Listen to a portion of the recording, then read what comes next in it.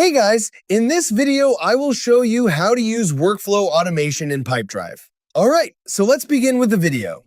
Start by opening Pipedrive and navigating to the automation section. If you don't see it immediately, click the three-dot menu in the left sidebar to reveal additional options, then select Automations.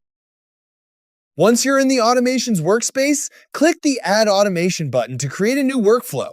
This opens the Automation Builder, where you'll configure the workflow from start to finish. The first step is to choose a trigger. You can use an event-based trigger, which runs when something happens in Pipedrive.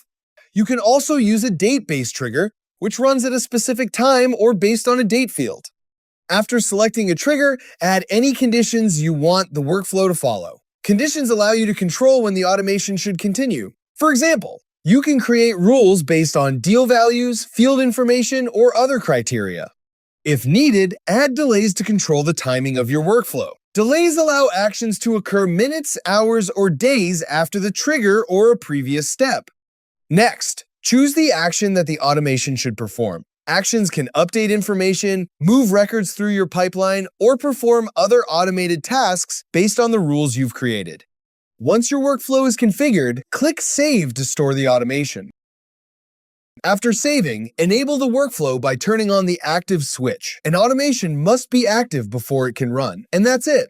So that's basically how you can use workflow automation in Pipedrive. So that's all for this video. See you in the next one. Thanks.